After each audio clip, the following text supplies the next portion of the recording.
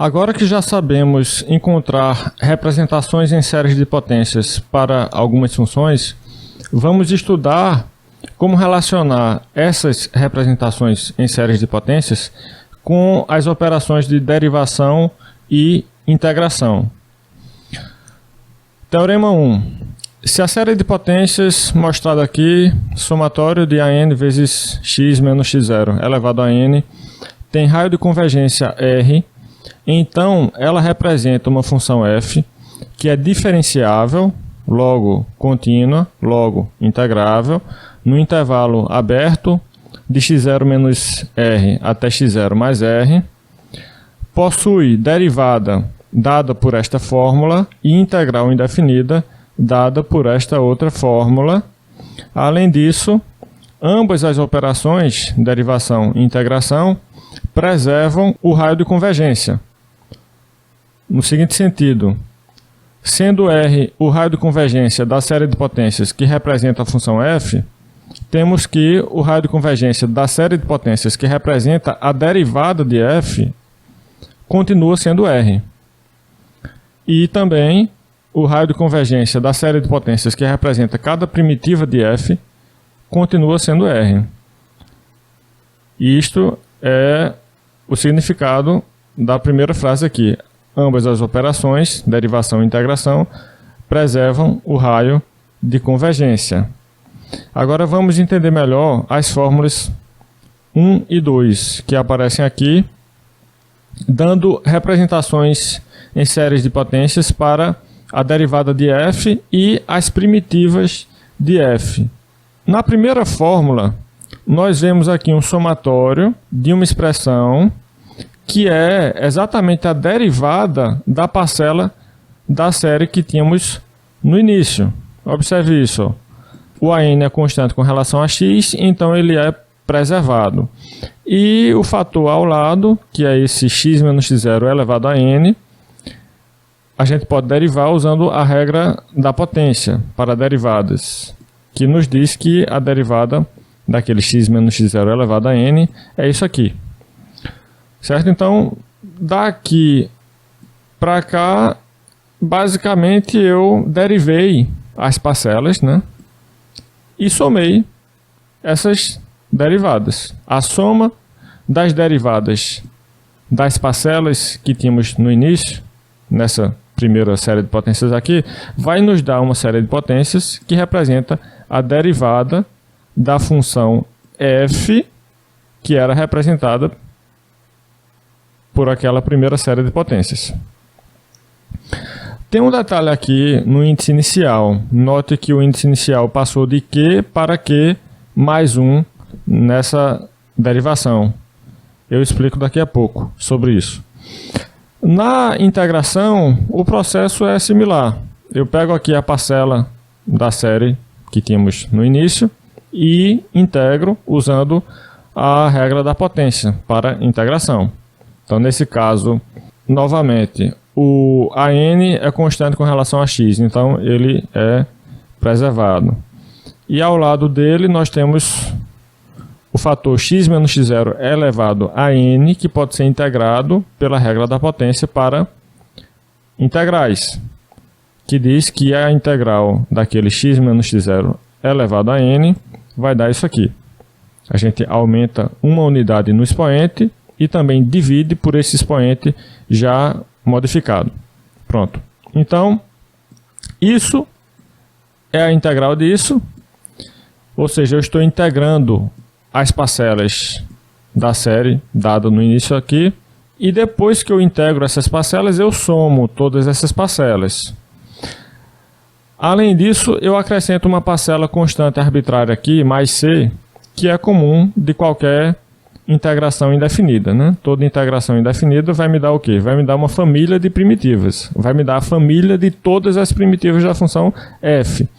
E essas primitivas a gente sabe que diferem uma da outra por uma constante. Então, isso vai ser uma família indexada por uma constante arbitrária c.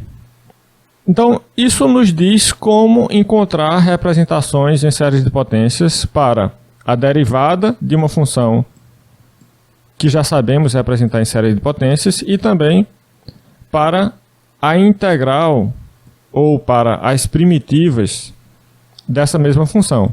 Se eu sei representar uma função f em série de potências, então eu também sei representar em série de potências a derivada dessa função f e cada primitiva dessa função f. Supondo que o raio de convergência da série dada no início aqui é R, o teorema garante que o raio de convergência destas séries de potências aqui vai ser R também. É o que está sendo dito aqui. Ó. As operações de derivação e integração preservam o raio de convergência. Uma coisa que eu não falei explicitamente nesse enunciado do teorema 1, mas poderia ter falado, é que o domínio dessas representações aqui inclui pelo menos este intervalo aberto. Então, nos exemplos que eu vou explicar em seguida, isso vai ficar meio que implícito, né? Que essas representações aqui valem certamente neste intervalo aberto. Eu vou assumir isso, apesar de não ter dito explicitamente nesse teorema 1 aqui. Agora vamos voltar àquela questão da mudança do índice inicial na derivação, termo a termo, da série de potências. Note que de acordo com a equação 1, essa aqui, na derivação termo a termo de uma série de potências, o índice inicial aumenta em uma unidade, passa de Q para Q mais 1. Isto acontece devido ao anulamento da parcela constante. Este exemplo ajuda a entender. Temos aqui uma série de potências com 3 parcelas não nulas apenas. O resto é zero, né? Podemos enxergar aqui um mais 0 vezes x ao cubo, mais 0 vezes x à quarta, etc, etc. Então não deixa de ser uma série de potências também, sendo que essa série de potências possui infinitas parcelas nulas. E as possivelmente não nulas são mostradas aqui. Esta expressão é a mesma coisa que esta expressão aqui. É uma série de potências com apenas 3 parcelas não nulas, ou possivelmente não nulas, certo? Que pode ser escrita nessa forma expandida, mas também pode ser escrita na notação sigma.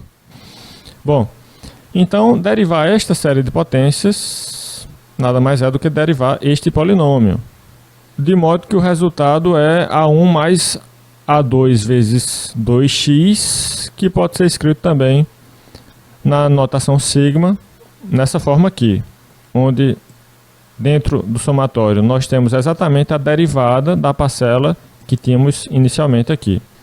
Pronto.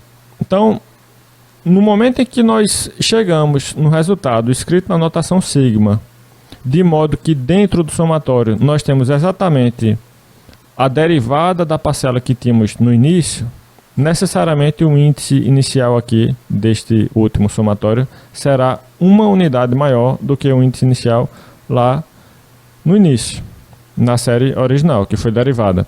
Isso porque a parcela constante se anulou nessa derivada aqui. A zero sumiu. Então, escrevendo isto na notação sigma e utilizando como índice inicial o índice do primeiro AN nessa expressão, necessariamente vamos usar um índice inicial que é uma unidade maior do que aquele usado na primeira série aqui, que foi derivada, né? É claro que esta não é a única forma de escrever o resultado desta derivação. Podemos também escrever esse resultado assim, e neste caso o índice inicial é o mesmo da série original. Continua sendo zero aqui o índice inicial, só que dentro da série não temos mais a derivada da parcela que tínhamos na série original. Veja, este foi o resultado que obtivemos aqui. Aí eu peguei este resultado e disse, não, eu não quero começar o N em 1. Eu quero começar o N em 0, porque aqui eu tinha o N começando em 0 também. Eu posso fazer isso, eu posso mudar. Se eu quiser, eu reescrevo fazendo uma translação no índice N aí. Então, agora, o que era N passa a ser N mais 1 aqui dentro, né? Aí você fica com essa outra parcela e o índice inicial passa a ser 0. Lá em cima também muda. Enfim, é só para mostrar que esta não é a única maneira de escrever o resultado de uma derivada de uma série de potências.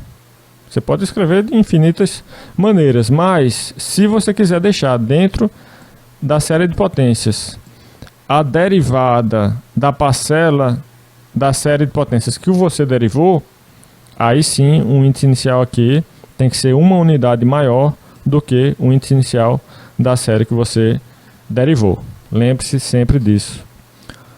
Observação 2. O Teorema 1 nos diz que as operações de derivação e integração preservam o raio de convergência de uma série de potências, mas não fala nada sobre a preservação do intervalo de convergência. Isso porque nem sempre o intervalo de convergência permanece inalterado. Eu apresento mais adiante um exemplo que mostra que o intervalo de convergência de uma série de potências pode mudar quando você, por exemplo, integra essa série de potências. Integrando esta série de potências aqui, nós obtemos esta outra, cujo intervalo de convergência é diferente do intervalo de convergência da série original, tá? A mesma coisa pode acontecer quando você deriva. Quando você deriva, o que é preservado é o raio de convergência. O intervalo de convergência não precisa ser preservado, pode mudar. E aí como é que você sabe se mudou ou não? Verificando separadamente. Já sabe que o raio é preservado, então já sabe que a série de potências converge pelo menos naquele intervalo aberto de x0 menos r até x0 mais r. Pode incluir ou não os extremos, aí tem que verificar, pegar cada um dos extremos e jogar na série de potências para ver se ela converge ou não. É isso que eu estou explicando aqui. Exemplo 2. Encontre uma representação como série de potências em torno do ponto x0 igual a 0 para a função f dada. Na letra A, nós temos a função f dada por f de x igual a arco tangente de x. Para explicar este item aqui, eu vou precisar do Teorema 1. Veja, a princípio eu não sei qual série de potências poderia representar esta função. Eu não expliquei isso nas sessões anteriores. Mas a derivada desta função é fácil de representar em série de potências. A derivada da função arco tangente de x é o quê? Derivada é igual a 1 sobre 1 mais x ao quadrado. Pelo que eu expliquei na sessão anterior, usando a fórmula da soma da série geométrica, nós sabemos representar essa função aqui, ó. No denominador, esse mais x ao quadrado, eu posso trocar por menos, entre parênteses, menos x ao quadrado. Então agora eu tenho uma expressão aqui na forma 1 sobre 1 menos r, onde r é esse menos x ao quadrado. Então, uma expressão da forma 1 sobre 1 menos r pode ser substituído por uma série de potências que tem a forma de uma série geométrica de razão r. Foi isso que eu fiz daqui para cá. Eu apliquei a fórmula da soma de uma série geométrica, usando esse r aqui, que veio para cá. E agora, aqui a gente tem uma potência de base menos x ao quadrado. Essa potência pode ser reescrita assim, onde eu estou separando o sinal de menos, né, que pode ser entendido como um fator menos 1, do x ao quadrado. Então agora eu vou ter o menos 1 elevado a n e também o x ao quadrado elevado a n, que é a mesma coisa que x elevado a 2n. Esta representação vale em todo x real e satisfaz essa desigualdade aqui. Pego aquele r e digo que o módulo dele tem que ser menor que 1. Isso é a condição de convergência de uma série geométrica. A partir daí, nós vemos que essa representação é válida no intervalo aberto de -1 a 1. Você pode verificar que o raio de convergência desta série de potências aqui é 1. O que já é meio que sugerido por este domínio da representação aqui, né? Tendo em vista que este é o maior intervalo onde vale esta representação. Então isto sugere que o raio de convergência desta série de potências é 1, e isso você pode confirmar pelo corolário 5 da aula 8. Agora, nós vamos, a partir desta série de potências, encontrar uma outra que represente a função f, porque esta série de potências representa a função f', representa a derivada de f e não f. O que é que eu faço agora? Eu integro. Integro desse lado e integro do outro lado. Certo? Então, a integral de f' vai ser f. E do outro lado, a integral dessa série de potências vai ser o quê? Vai ser uma série de potências que a gente pode representar assim, ó. Integral da série de potências que representa a função f'. Então, você integra normalmente essa parcela. Menos 1 elevado a n é constante, permanece lá inalterado. Ó. Essa potência x elevado a 2n, como é que fica? Quando eu integro, o expoente aqui, 2n, vai se transformar em 2n mais 1. E depois eu preciso dividir também por esse expoente já modificado. Esse 2n mais 1 vai aparecer também no denominador. Pronto. Tem a constante arbitrária aqui, né, sendo somada. Esse mais c, que aparece em qualquer integral indefinida. Pronto. Então, isto nos diz que uma série de potências que represente a função f deve ser desta forma. Perceba, esta série representava a derivada de f. O que é que eu faço para representar f? Eu integro. Integral desta série deve ser uma série que representa a integral da derivada de f, que é f. É mais ou menos esse o raciocínio, só que tem a constante mais c aqui, né? A constante arbitrária aí, a constante indeterminada que precisa ser avaliada. Além disso, nós sabemos que esta série de potências tem o mesmo raio de convergência que esta outra, que é quem? O raio de convergência, no caso, é 1, tanto para esta série, que representa a derivada de f, quanto para esta outra série, que representa a própria função f. O raio de convergência de ambas as séries é 1. Pronto, então, até agora nós sabemos que para todo x, pelo menos nesse intervalo aberto, de -1 a 1, já que o raio de convergência é 1 e o centro da série é 0, vale esta representação aqui. O arco tangente de x, que é a função f, é igual a esta série de potências que obtivemos aqui. Pronto. Agora, quem é essa constante c? Isso pode ser determinado agora, usando algum valor de x aí, em ambos os lados da equação. Por exemplo, tomando x igual a 0, nessa igualdade aqui, ó, arco tangente de x igual a esta série de potências. Aí eu coloco o valor 0 no lugar do x aqui e aqui. Com isso, eu obtenho o quê? Desse lado vai ficar 0, porque arco tangente de 0 é 0. Do outro lado, eu vou ter também 0 nessa série de potências, ó, porque 0 elevado a 2n mais 1 é 0. Esse expoente aqui, 2n mais 1, é positivo, e 0 elevado a qualquer número positivo é 0. Então, vai zerar todas as parcelas desta série de potências, vai sobrar apenas o mais c no segundo membro. E no primeiro membro, eu já vi que é 0. Então, consequentemente, quando eu tomo x igual a 0 nesta igualdade, eu obtenho c igual a 0. Então, pronto, já encontrei o valor de c, e agora eu tenho a série de potências que representa a minha função f. E essa representação vale para todo x, pelo menos neste intervalo aqui, já que o raio de convergência desta série de potências é 1, e o centro da série de potências, claro, continua sendo 0.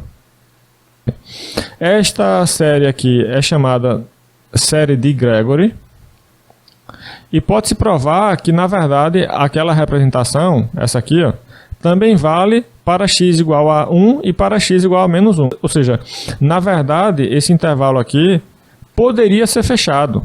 Eu poderia dizer que para todo x no intervalo fechado de menos 1 a 1 vale esta representação. Mas isso seria complicado de explicar aqui. Envolveria o teorema de Abel para séries, coisa que eu não vou explicar aqui. Essa observação é importante porque, sabendo que essa representação vale também para x igual a 1, eu obtenho uma igualdade muito interessante. Se vale para x igual a 1, aí eu ponho 1 no lugar do x de um lado do outro. Arco tangente de 1 é π sobre 4. E essa série aqui, quando x é igual a 1, se reduz a somatório de menos 1 elevado a n sobre 2n mais 1. Esse fator x elevado a 2n mais 1 desaparece porque vai se transformar em 1.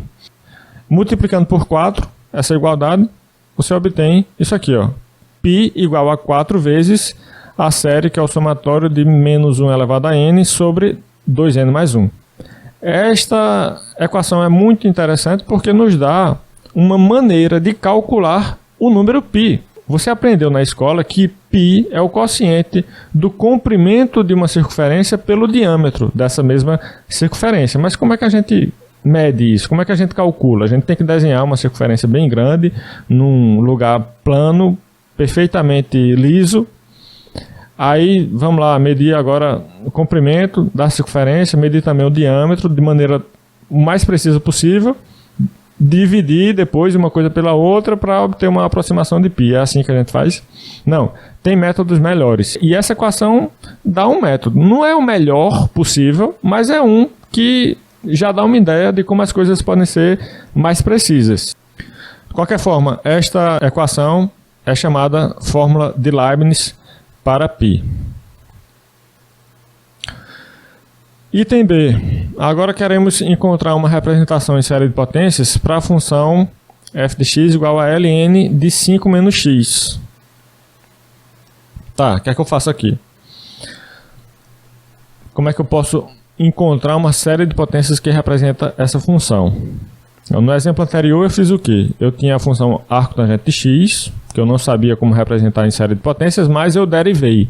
Quando eu derivei, eu encontrei outra função que facilmente pode ser representada em série de potências. Aqui, no caso ln de 5 menos x, eu não sei representar isso por série de potências, mas eu percebo que essa função é a integral de uma outra que é fácil de representar.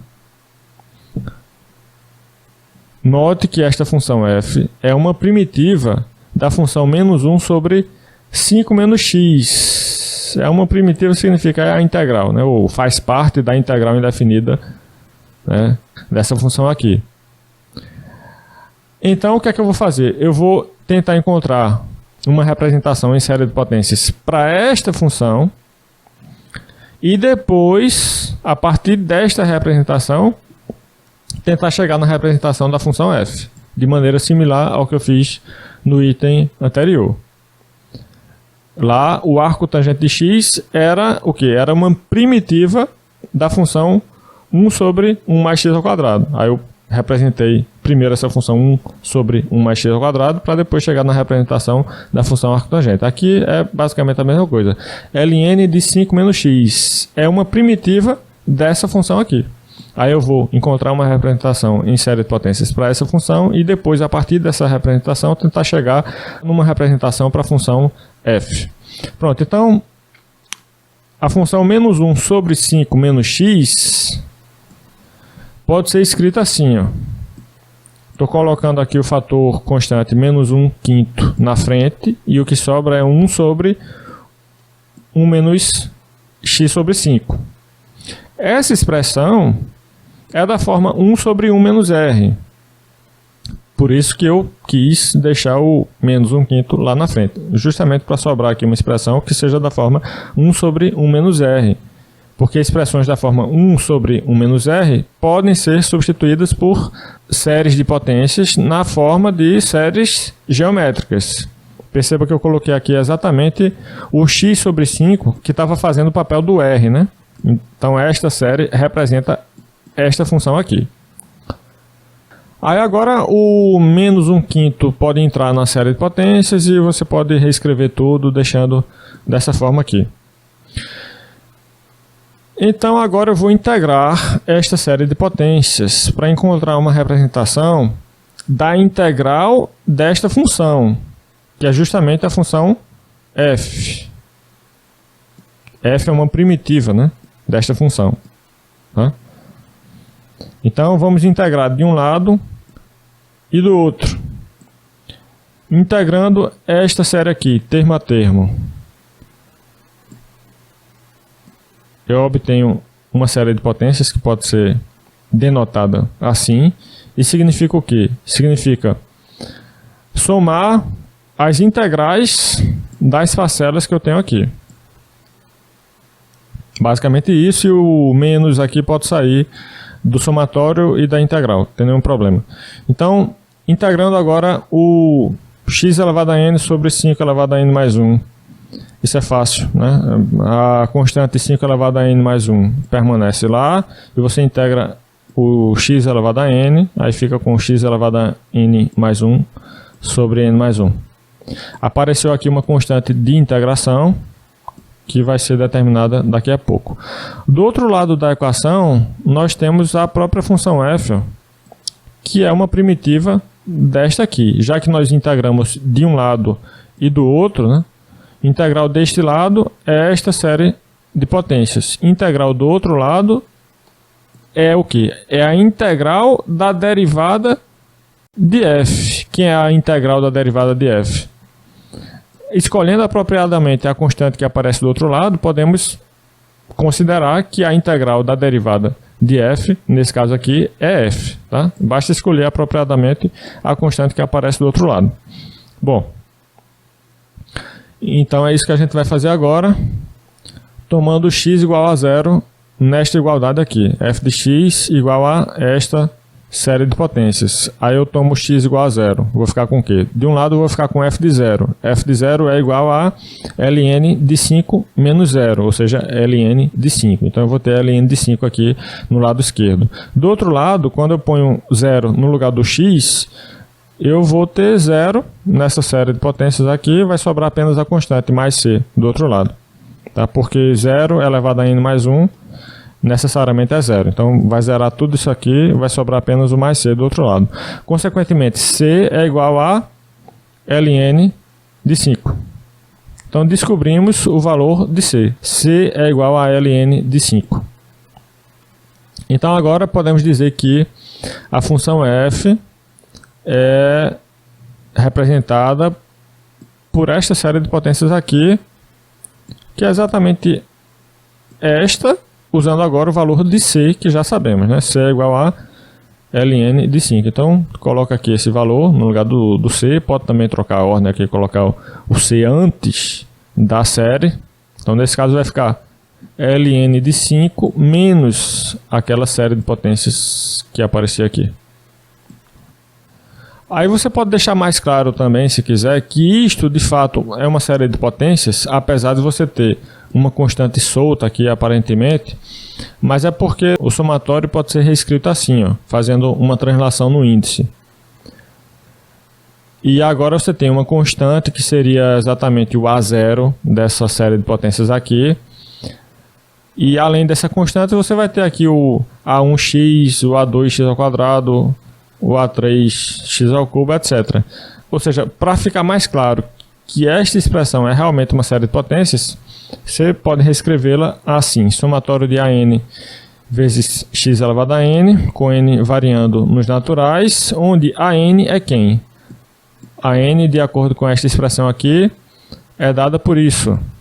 AN vai ser ln de 5 se n é igual a 0, correspondendo exatamente a essa parcela ln de 5 aqui na frente.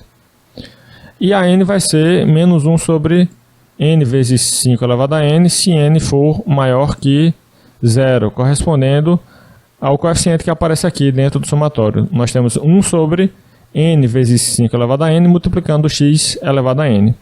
Tá. Então, isso é para deixar claro, né, que de fato isto, e consequentemente isto, é uma série de potências. No item C, nós temos agora uma função f dada por f de x igual a 1 sobre quadrado de 3x menos 11. A princípio, não parece ser fácil encontrar uma representação em série de potências para esta função, mas observe o seguinte, ó. A função dada é a derivada de uma outra, e essa outra, aí sim, é fácil de representar por série de potências. Porque esta outra é basicamente da forma constante sobre um polinômio de grau 1. E isso a gente aprendeu a representar por série de potências na seção anterior.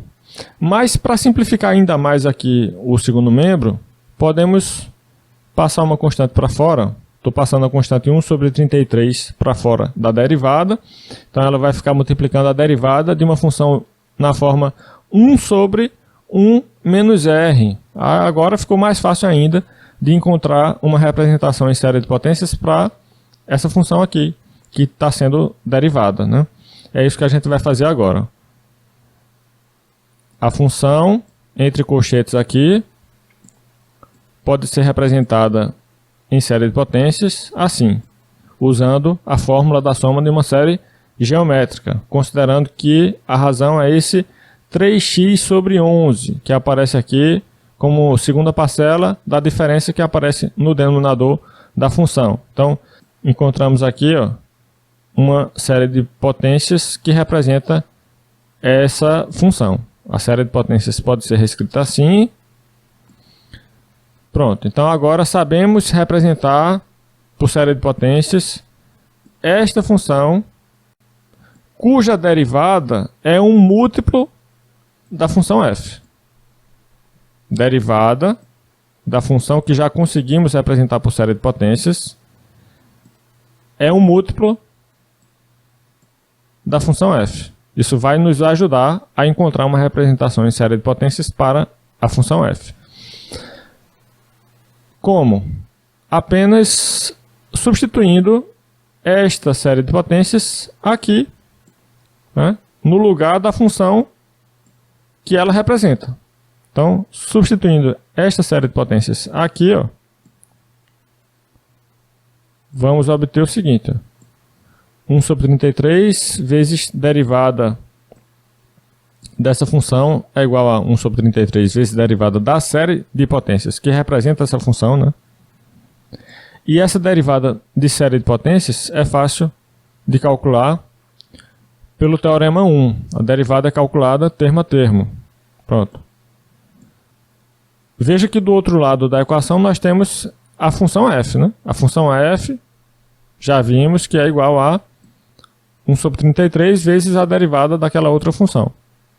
Aí a gente calcula essa derivada aqui, derivando a série de potências correspondente termo a termo.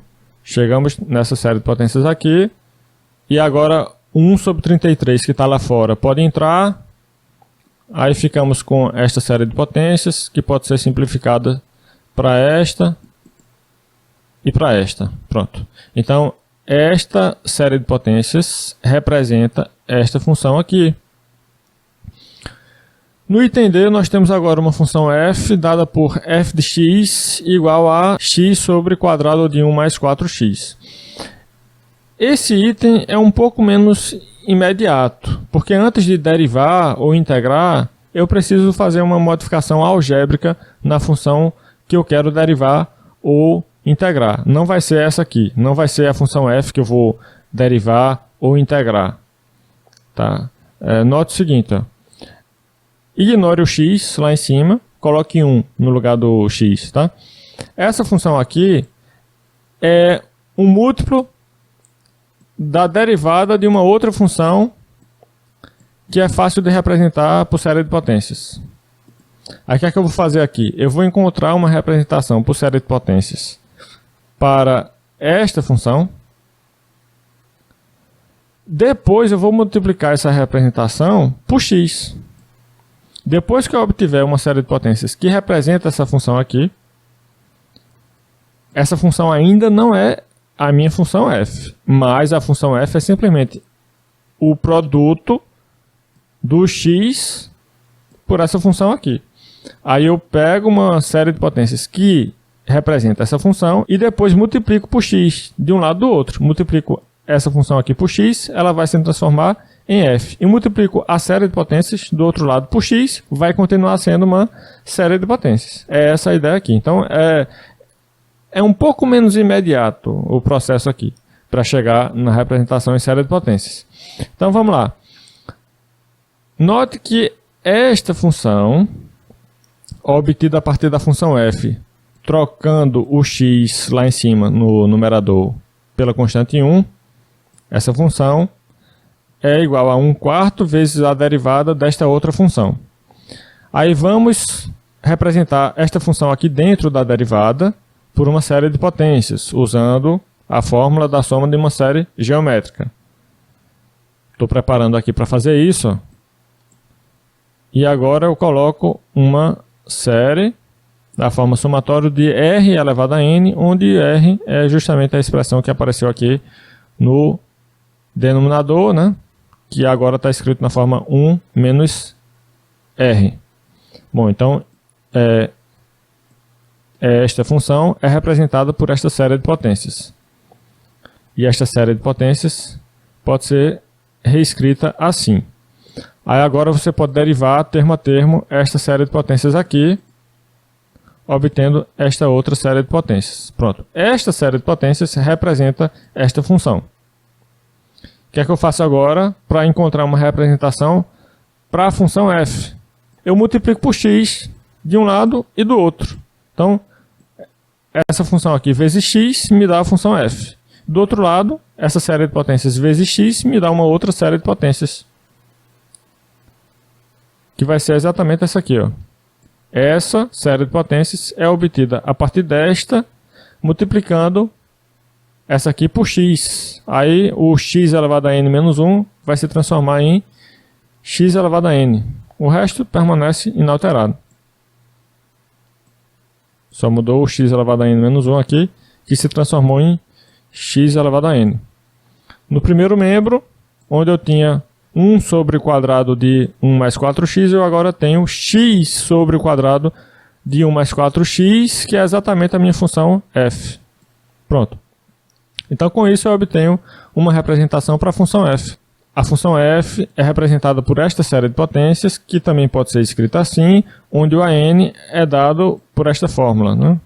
A n é 0 se n é igual a 0, porque o n aqui nesse somatório começa em 1, ou seja, quando n é igual a 0, não tem parcela nenhuma aqui no somatório. Tá? Então, a n é igual a 0 quando n é igual a 0, por esse motivo, e para n a partir de 1, você vai ter o a n sendo exatamente essa expressão aqui, ó.